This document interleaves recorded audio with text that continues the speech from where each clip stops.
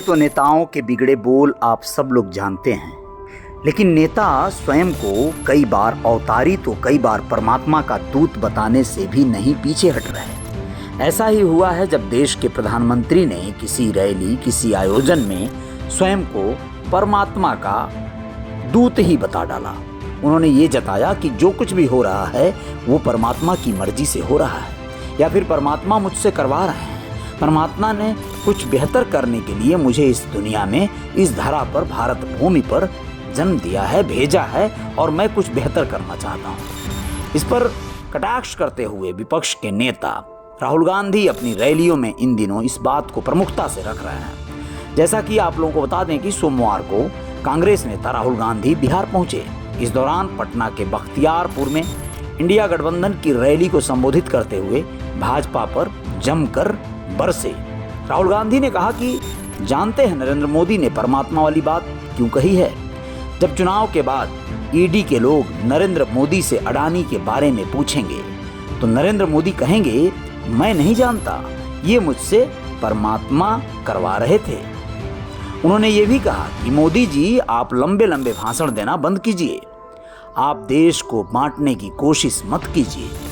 राहुल गांधी ने कहा कि आप सबसे पहले देश और बिहार के युवाओं को सिर्फ इतना बता दीजिए कि आपने देश के युवाओं को कितना रोजगार दिया, कितनी नौकरियां दी। आपने 2 करोड़ रोजगार की बात कही थी, आपने एक युवा को नौकरी नहीं दी। उन्होंने कहा कि 4 जून को इंडिया गठबंधन की सरकार आ रही है। सरकार बनते ही हम अग्निवीर योजना को खत्म कर देंगे। सेना इस योजना को नहीं लाई है, बल्कि नरेंद्र मोदी ने अग्निवीर योजना को सेना पर थोपा है। इधर बिहार के पूर्व उप मुख्यमंत्री और आरजेडी के नेता तेजस्वी यादव ने भी रैली को संबोधित किया। इस दौरान उन्होंने भाजपा पर जमकर निशाना साधा और कहा कि प्रधानमंत्री जी की भाषा का स्तर इतना गिर चुका है कि कोई भी परिवार के लोग उनका भाषण सुनना नहीं चाहते। उन्होंने कहा कि क्या बात करते हैं ये, मंदिर, मस्जिद, मछली, मटन, मुर्गा, ऐसी बातों का वो जिक्र करते हैं। सिर्फ ये उनके लिए मुद्दा है।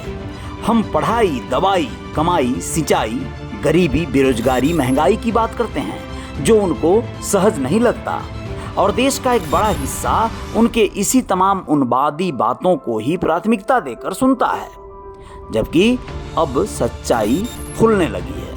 लोग उनके उबाऊ भाषणों से उबने लगे हैं, दूर होने लगे हैं। वह स्पष्ट दिखाता है कि इस बार इंडिया गठबंधन की सरकार बनने जा रही है और एनडीए और नरेंद्र मोदी को लोग इस देश से हटाना चाहते हैं। तो आप क्या कहते हैं, इस पर आप लोग जरूर बताइएगा, अपने कमेंट दीजिएगा और विचार कीजिएगा कि कौन सही बोला, कौन गलत। मुद्दे चुनावी आखिर इस समय क्या चल रहे हैं?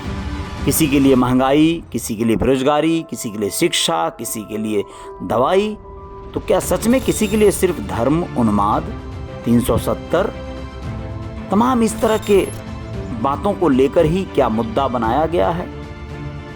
तो किस मुद्दे से सच में, असल में देश का विकास होगा, एक सही समाज का निर्माण होगा, ये आप लोग जरूर तय कीजिएगा। जय जयकार जारी रहेगी, बने रहिएगा हमारे साथ।